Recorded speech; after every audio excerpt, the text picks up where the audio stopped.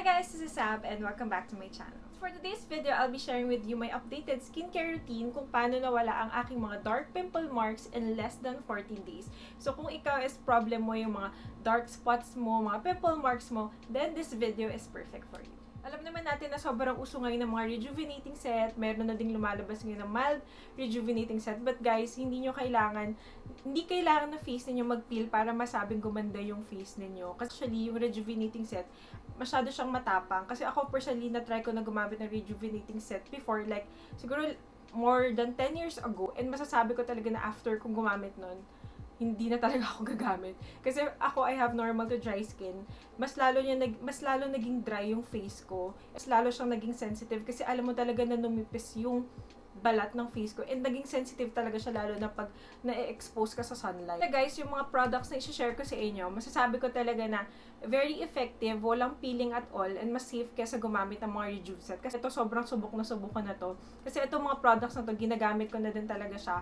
And masasabi ko na nakatulong talaga siya na mag-lessen yung dark marks and acne marks ko. And nabili ko siya sa Watson's for only 499 pesos. Guys, ito siya, yung Luxe Organix Whitening Repair Starter Kit. Perfect to sa mga naghahanap ng skincare na kompleto na and very affordable. 499 pesos, meron ka ng cleanser, toner, and moisturizer. So guys, ang key ingredient ng mga products nito is of course the niacinamide, which helps to visibly minimize enlarged pores and treat uneven skin tone and regulates oil production and also brightens skin appearance. Kasi itong mga product na to is perfect for all skin type.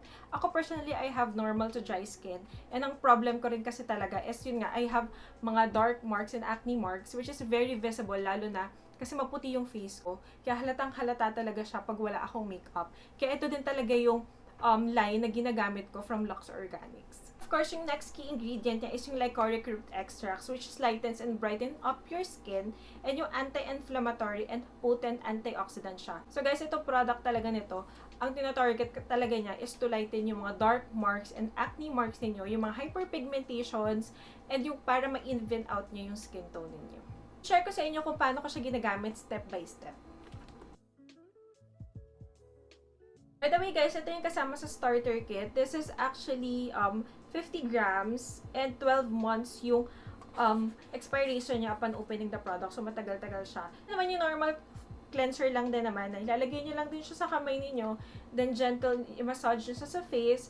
Then after, rinse it with water. Then mafe-feel nyo talaga guys na non-drying siya, and makikita nyo na nawala yung oiliness ng face niyo and sobrang lambot ng face niyo after using this.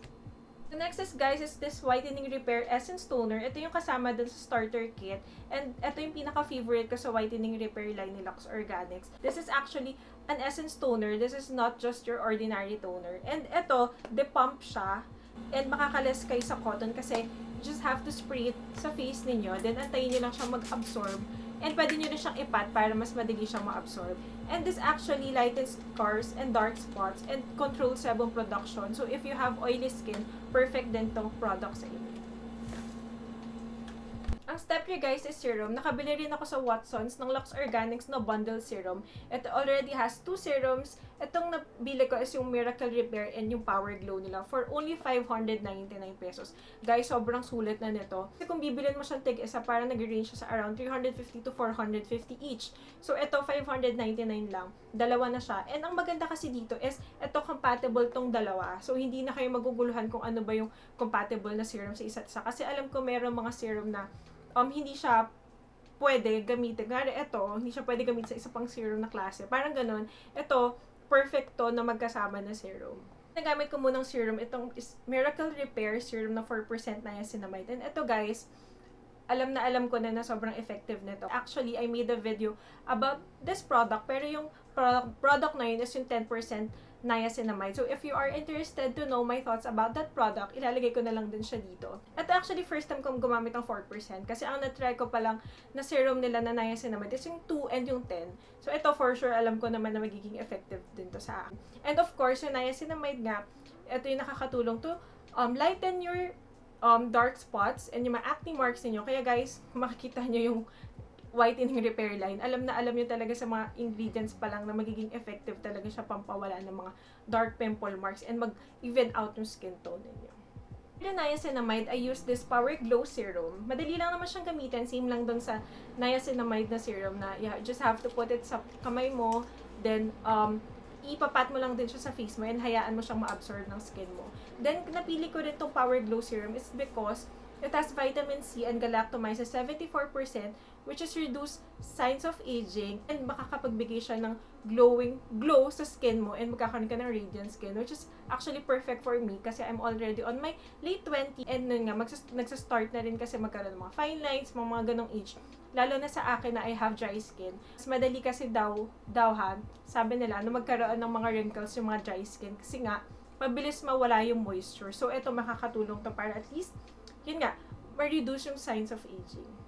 For the moisturizer, this is what I'm trying right now. Yung kasama doon sa starter kit na Whitening Repair Whip Moisturizer. Ito yung bagong release din nila. This is one of my favorite sa line na to aside from the toner. And madali lang siyang gamitin. Massage mo lang siya sa face ninyo. And kahit konti lang ilagay ninyo, it's very moisturizing. And guys, this is very lightweight and not sticky. And it helps yung to even out your skin tone as well and para maglighten yung hyperpigmentation.